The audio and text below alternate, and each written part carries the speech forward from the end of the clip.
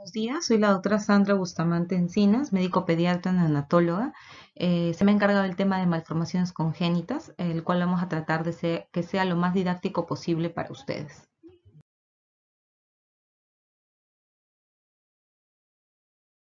Malformaciones congénitas son un problema sanitario de gran importancia.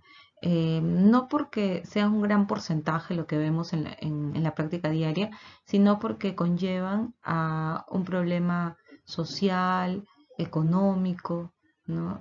Es por ello de que generalmente los pediatras, que somos los encargados, o los neonatólogos en este caso, que somos los que recibimos a los bebés a diario, tenemos que identificar a tiempo las diferentes malformaciones que en su gran mayoría son externas, pero también hay algunas internas que no son distinguibles al nacimiento, pero esa gran mayoría de externas debemos identificarlas para tener un manejo adecuado, sobre todo en cuanto a la evolución del niño y también con el entorno familiar que también se ve afectado con este tipo de problemas.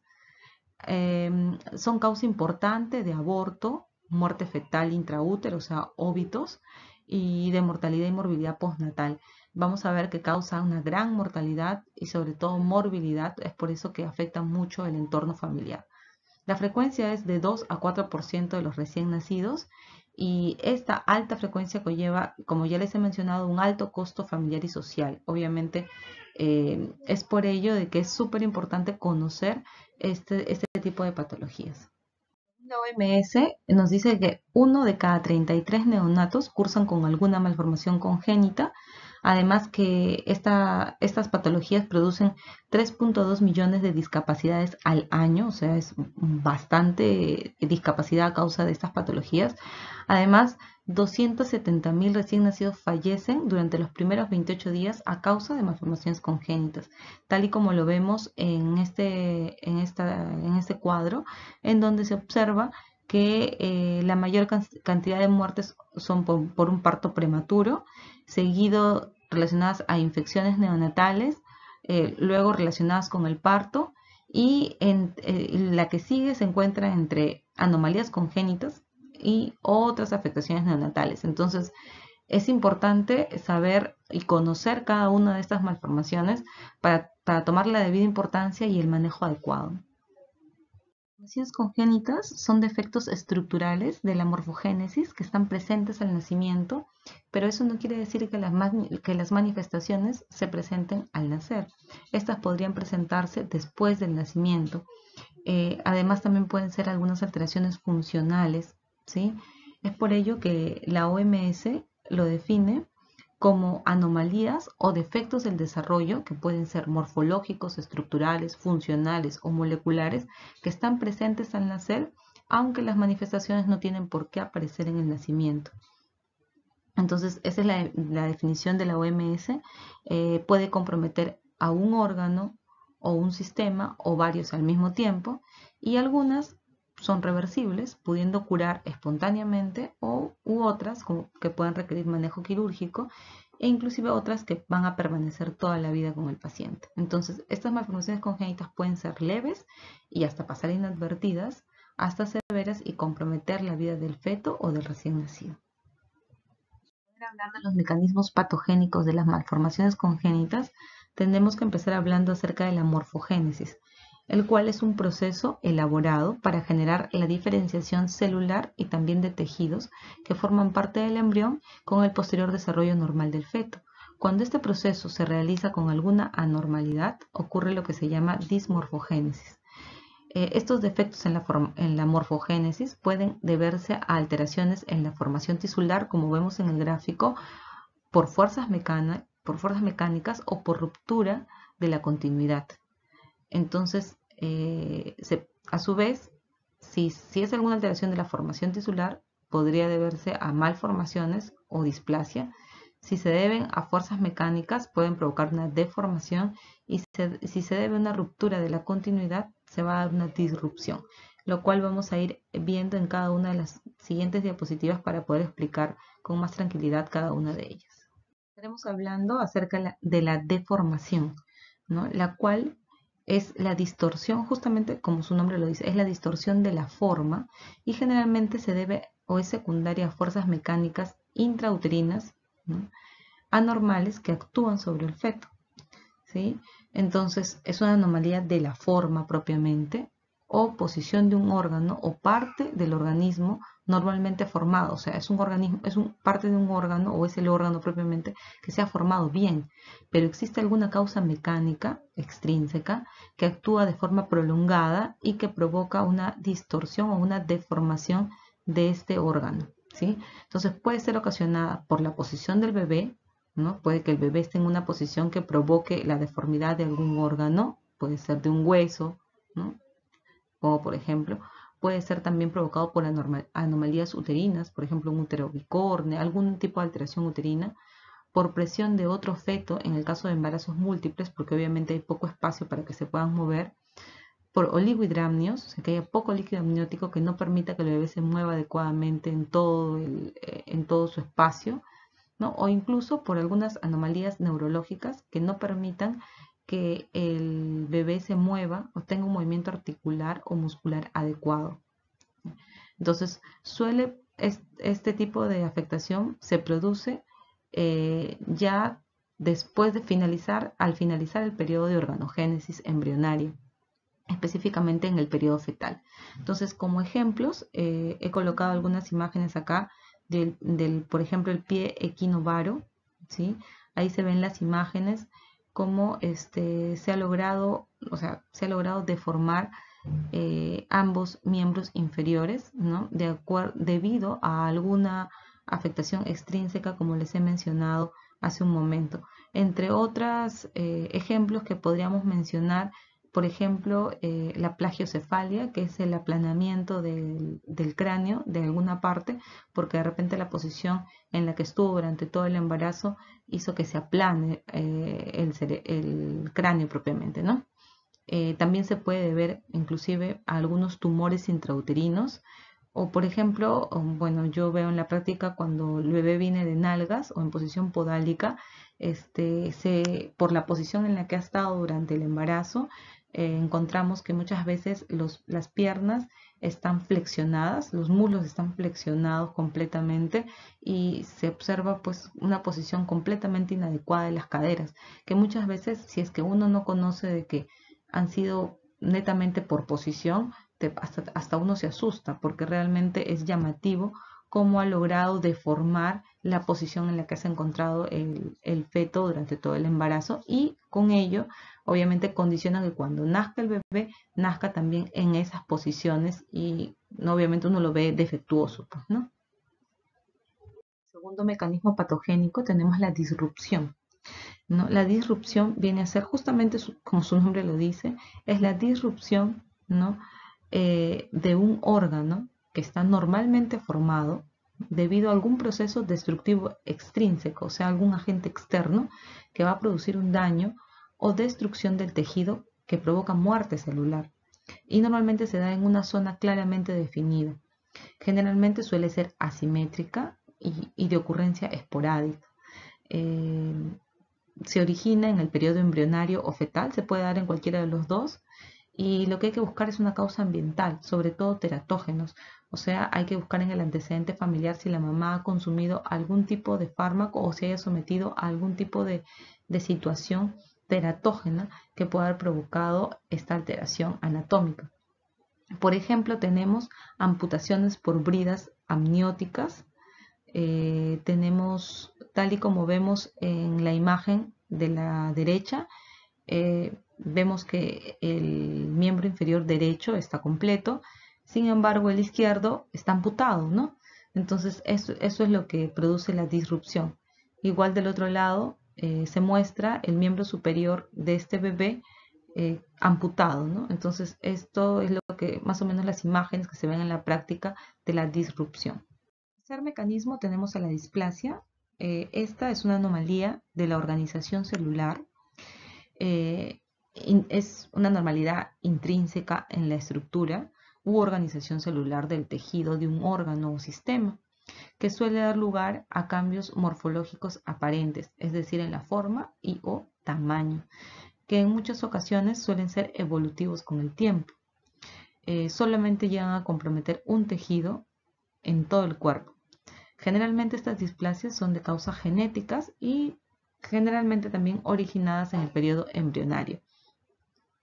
No suelen presentar grandes anomalías evidentes al nacimiento y estas pueden ir apareciendo gradualmente durante los primeros años de vida, agravándose inclusive con el paso de los años.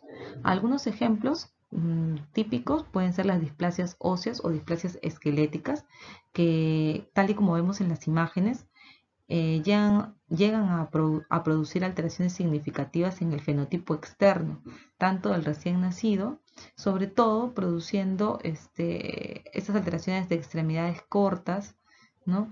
Como observamos en la imagen. En estas dos imágenes he tratado de mostrar estas displasias esqueléticas que desde el nacimiento ya se evidencian, ¿no? Por ejemplo, este es un niño acondroplásico, en donde se ven que las extremidades inferiores son cortas, ¿no? Inclusive el cráneo es grande. Entonces, todas estas alteraciones son a nivel óseo y son un ejemplo claro de displasia. Como cuarto y último mecanismo patogénico tenemos la malformación propiamente dicha. Esta es una anormalidad intrínseca del desarrollo en la morfología de un órgano o parte del organismo. La mayoría son de causa genética y suelen originarse en las primeras 8 semanas, es decir, en el periodo embrionario, ¿no? Donde se da la organogénesis.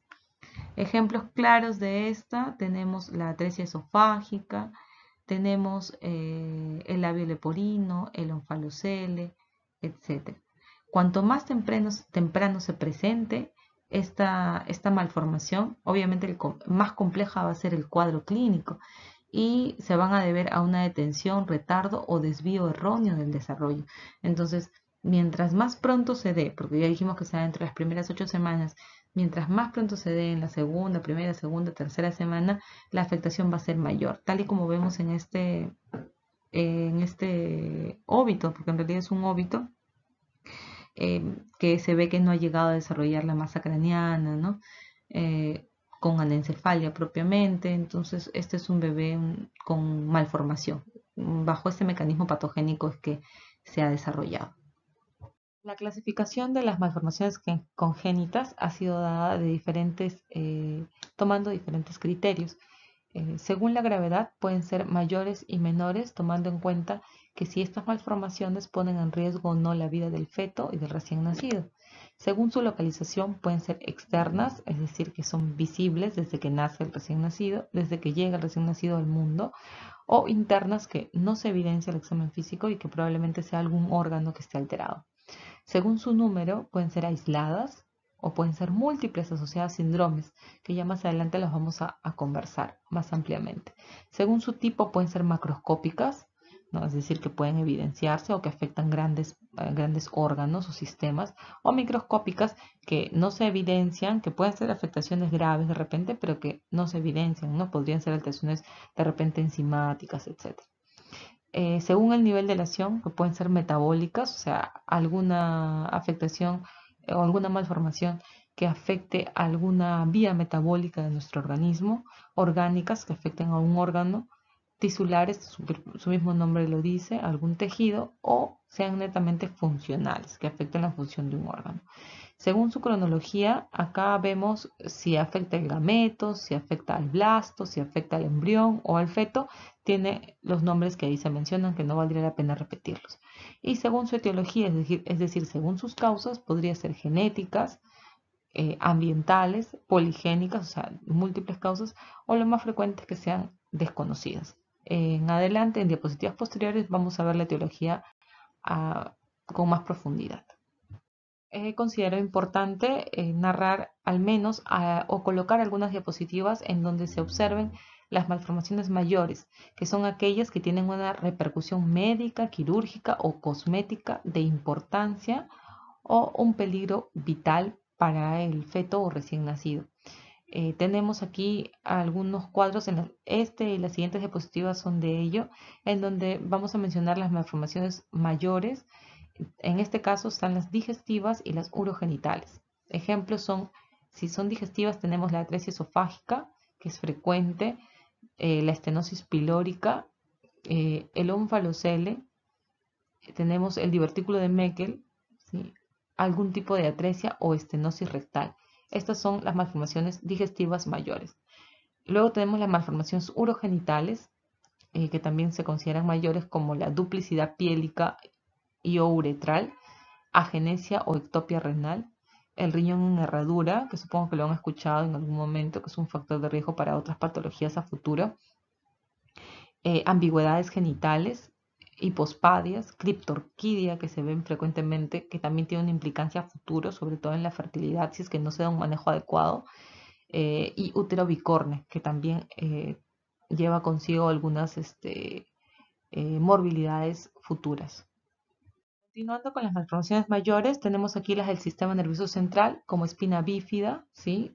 Anencefalia, generalmente incompatible con la vida.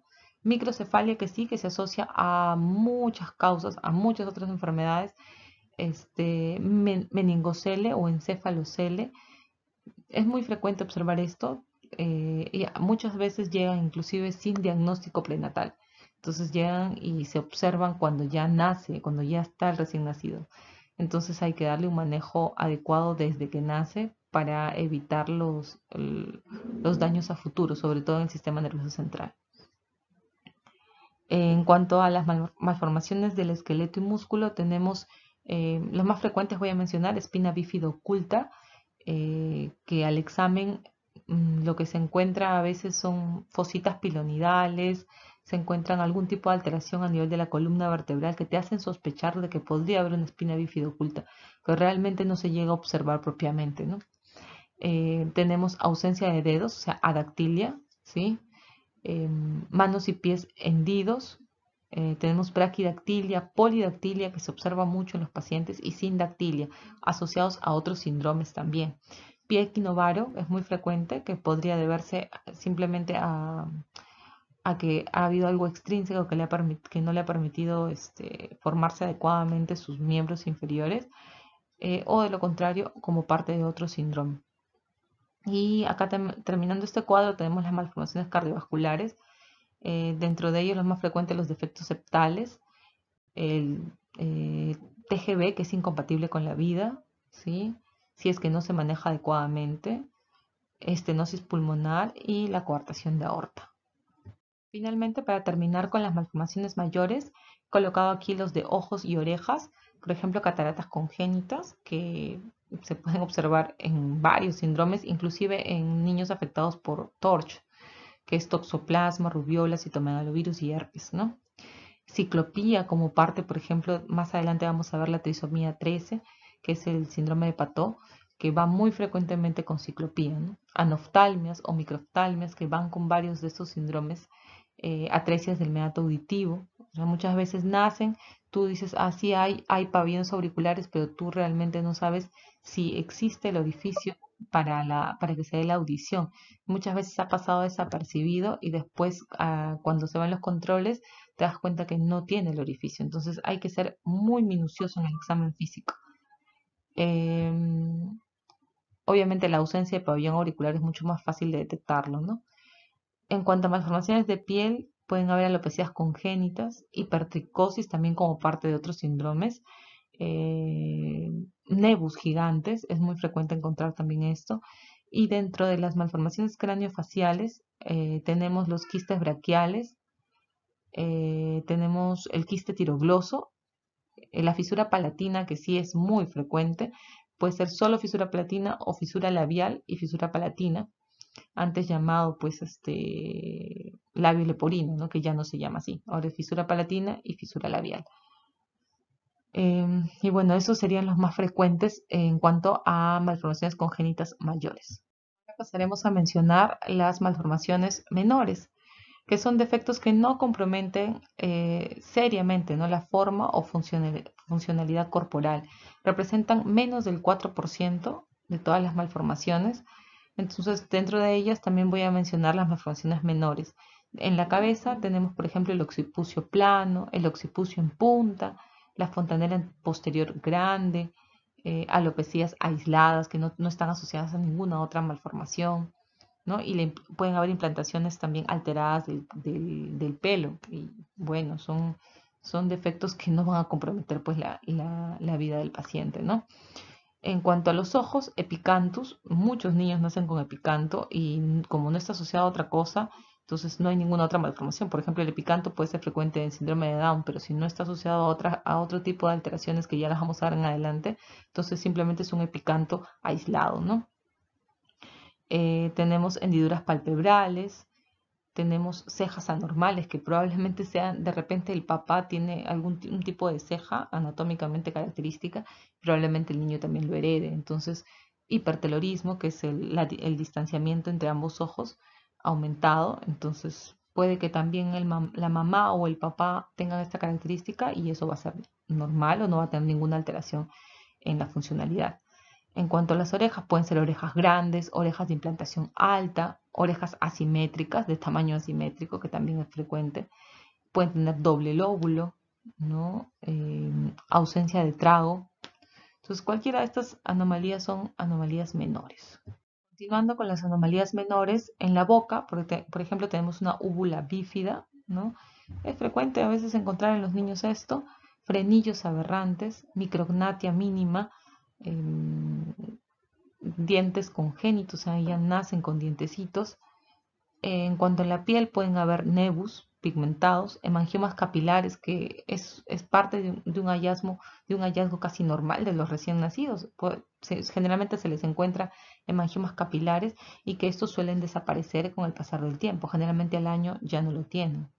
Manchas café con leche, que si se encuentran en cierta cantidad, pues hay que enviarlo al paciente al neuropediatra para descartar neurofibromatosis, ¿no?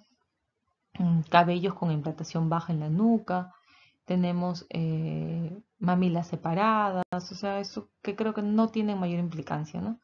En cuanto a las manos, podemos encontrar polidactilia, clinodactilia, o sea, el dedito meñique dobladito, ¿no? Eh, Uñas estrechas, muy convexas, uñas hipoplásicas, uñas cortas, anchas, que, bueno, muchas veces se podrían relacionar con que el papá o la mamá tengan esas características. Para terminar, tenemos el último cuadro de malformaciones menores, en donde observamos pies, por ejemplo, lo más frecuente, algunos dedos que pueden ser más cortos que otros, dorsiflexiones de algunos dedos, en este caso del dedo gordo, anomalías de las uñas, sindactilias, todo ello sin mayor repercusión en la vida del paciente, ¿no? Claro, estética puede ser también, ¿no? En cuanto al esqueleto, algunas formas especiales del tórax, que tampoco va a tener mayor relevancia salvo que sean severas. En cuanto al abdomen, lo más frecuente sería hernia umbilical, que habría que observarlo, si persiste, darle un manejo quirúrgico, pero no va a comprometer la vida del paciente, ¿no? En cuanto a genitales, hipospadias, eh, hipoplasia de labios mayores con sensación de hipertrofia de clítoris, que probablemente sean anomalías anatómicas que se pueden observar en estos recién nacidos. Según el número, las malformaciones congénitas también se pueden dividir en única o aislada, que son defectos localizados, ¿no? Y el resto del desarrollo embriológico ha sido normal. Y lo otro es que sean múltiples. Entonces, si son múltiples, o sea, que afectan varios órganos o varios sistemas, tenemos dentro de ella varios tipos, como son secuencia, síndrome, asociación, complejo y polimalformados. Vamos a ver cada uno de ellos en las siguientes diapositivas para poder darnos cuenta cuáles son y cuáles son los ejemplos más claros de cada uno de ellos. Estamos hablando acerca de la secuencia, que es el conjunto de anomalías múltiples asociadas que aparentemente no están relacionadas unas con otras. Sin embargo, resultan siendo una cascada que derivan de un defecto primario único. Un ejemplo claro es el síndrome de Pierre-Robin. ¿Cuál sería la secuencia en este caso? Eh, el defecto primario es la micrognatia, que origina una disminución del espacio oral, como es el mentón pequeño, entonces hay una disminución del espacio oral. Esto conlleva a una hipoglosia, es decir, a un desarrollo anómalo de la lengua. Luego, esto conlleva a una glosoptosis, también a una alteración de la lengua, y finalmente termina produciendo una fisura palatina. Entonces, esta cascada de alteraciones se llama síndrome de Pierre-Robin.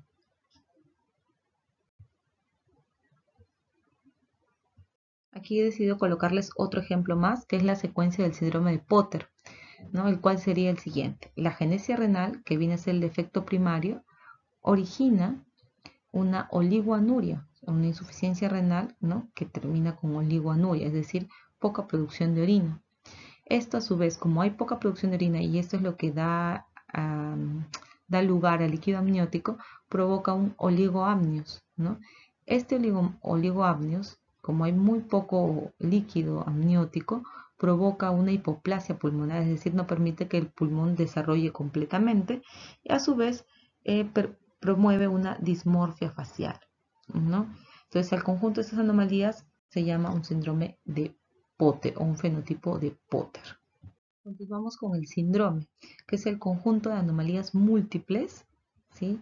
Sin que representen una secuencia propiamente. Entonces es el patrón o conjunto de anomalías asociadas que se repiten en los individuos afectados y son de causa ligada a un defecto embriológico común sin que representen una secuencia, como en el anterior.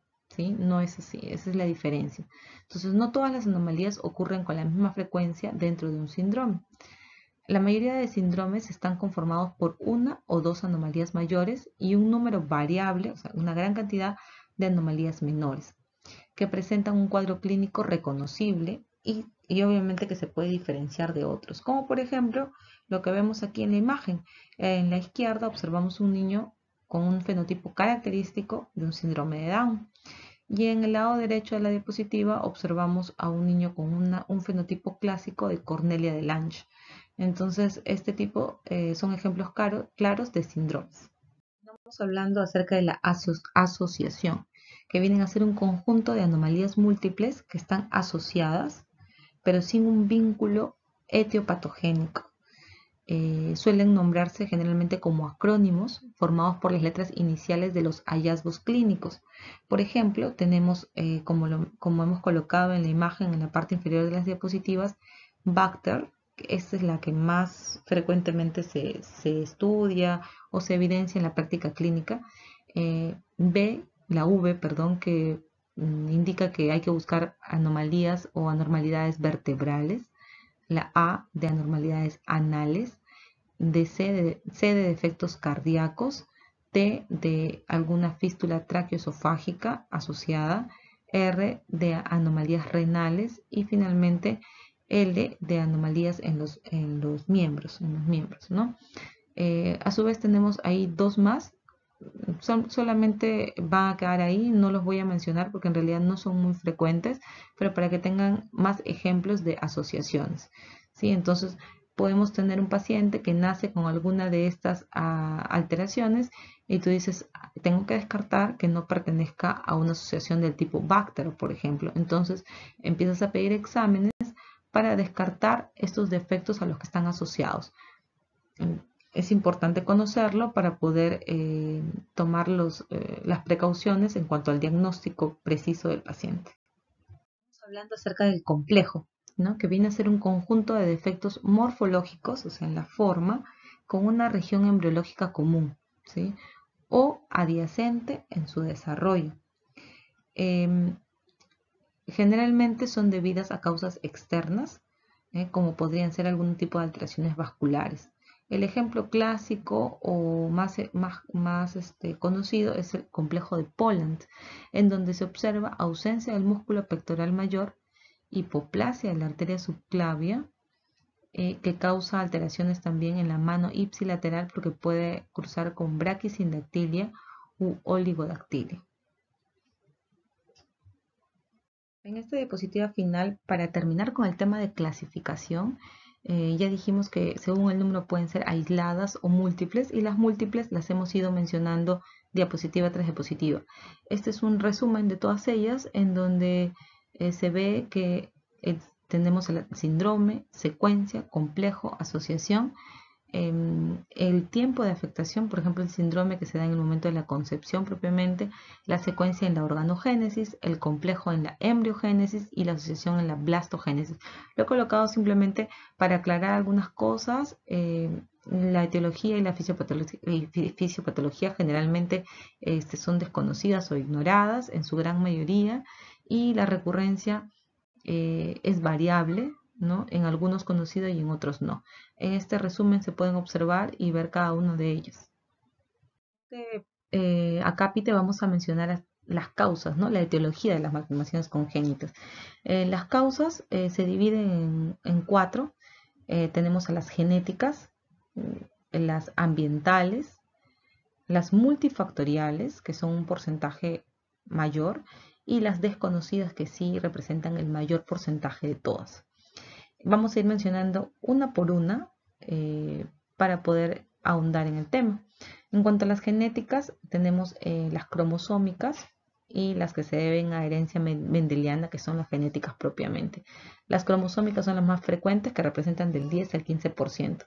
En cuanto a los factores ambientales, TORCH a la cabeza, ya les he mencionado antes, como toxoplasma, rubiola, citomegalovirus, VIH, que pueden afectar sobre todo en las primeras semanas del embarazo. Luego tenemos algunas enfermedades maternas como diabetes, algunas endocrinopatías como hipertiroidismo o hipotiroidismo que podría afectar al bebé, el uso de algunos medicamentos y químicos como alcohol, tabaco, fenitoína, talidomida, warfarina, ¿sí? Algún tipo de medicamento que sea teratógeno, y también las radiaciones que se mencionan como teratógenos. Y las dos siguientes las vamos a ir viendo en las diapositivas subsiguientes. Vamos a empezar a desglosar las causas de las malformaciones congénitas. Vamos a empezar con anomalías cromosómicas. Representan el déficit o exceso del material cromosómico, lo cual va a implicar un desequilibrio cuantitativo de dichos cromosomas. Entonces, estos representan aproximadamente entre el 6 al 7% de las malformaciones, y como lo he dicho, pueden ser numéricas, ¿no? Por ejemplo, tenemos el síndrome de Down. Es el típico ejemplo de alteración cromosómica. Tenemos la alteración catalogada como una trisomía 21, ¿sí? Entonces tenemos 3 cromosomas 21 y la fase característica del síndrome de Down, ¿no? Este es un ejemplo claro de una anomalía cromosómica. Segunda causa, tenemos las anomalías genéticas, que se dan por alteración de un gen, que sería el gen mutante, que así se le llama, que puede ser dominante o recesivo, que pueden heredarse de uno o ambos padres, de acuerdo a las leyes de Mendel, que ya lo deben haber revisado cuando han visto la parte de genética, o por cambios espontáneos e inexplicables, ¿no? Aquí tenemos en la imagen un ejemplo, ¿no?, de un paciente con acondroplasia, ¿sí? Vemos las extremidades cortas, la cabecita grande, ya lo hemos visto en imágenes anteriores, y las alteraciones en las manos, ¿no? Entonces, esto es una alteración genética, una anomalía genética.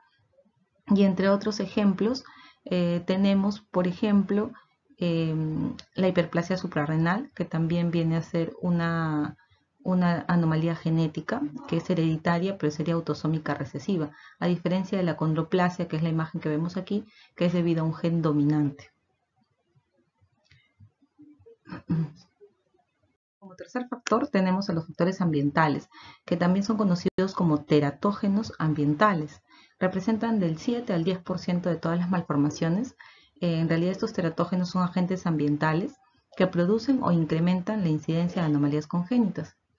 La exposición al mismo teratógeno en distintos momentos del embarazo puede provocar diferentes efectos, ¿no?, dependiendo si se produce en la embriogénesis, ¿no?, cuando ya el feto está formado. Habría que ver en qué momento afecta a este teratógeno.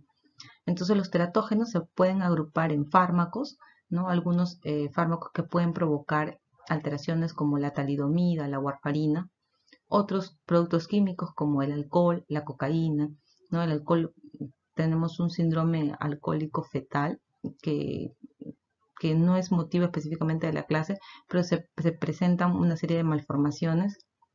También hay alteraciones asociadas al uso de cocaína, También depende si la mamá ha consumido cocaína durante todo el embarazo o en algún momento específico del embarazo. También está el tabaco, ¿no? Algunas infecciones tipo TORCH, ya lo vengo mencionando en varias ocasiones, que pueden provocar también alteraciones dependiendo de en qué momento se dé. Generalmente si se dan en el primer trimestre, producen malformaciones congénitas. También tenemos a las radiaciones, algunos factores nutricionales. Lo más común que vemos en nuestra realidad es la carencia de folatos, que se asocia a alteraciones como mielomeningocele, ¿no? O algún tipo de alteración de la médula propiamente. Y otros como enfermedades maternas, tal y como es diabetes gestacional, hipertiroidismo, que también podrían afectar dependiendo de que si la diabetes o el hipertiroidismo ha sido tratado durante el embarazo o no, que también puede tener algún efecto en el feto o recién nacido. En este gráfico observamos cuáles son los teratógenos más frecuentes dentro de las drogas. Ya mencionaba el alcohol, tenemos la cocaína, la heroína, la streptomicina con las afectaciones renales, óticas, ¿no? El valproato, el yodo, la warfarina, que producen alteraciones en diferentes órganos y generalmente su uso desde un comienzo del embarazo sí trae como consecuencia malformaciones congénitas. Algunos agentes físicos, sobre todo la radiación, enfermedades maternas que ya las he mencionado, tiroides, enfermedades de tiroides, diabetes mellitus, sobre todo la insulino dependiente, lupus y bueno, la obesidad, ¿no? Que también puede traer consigo algunas alteraciones a futuro. Infecciones prenatales a la cabeza TORCH, incluyendo sífilis también y parvovirus que pueden afectar si es que sobre todo se da en el primer trimestre, y algunos metales pesados como el mercurio y el plomo que también se encuentran dentro de esta lista. Tenemos las causas multifactoriales, que es en su gran mayoría las que más se relacionan con malformaciones congénitas, ¿no? Representan del 20 al 25% de todas ellas. Por lo general son anomalías únicas e importantes, como son la espina bífida, tal y como vemos en la imagen, es una alteración de la médula espinal, o también otro ejemplo serían las cardiopatías congénitas. Entonces, esta es la causa más frecuente de malformaciones congénitas. Eso hay que tener presente.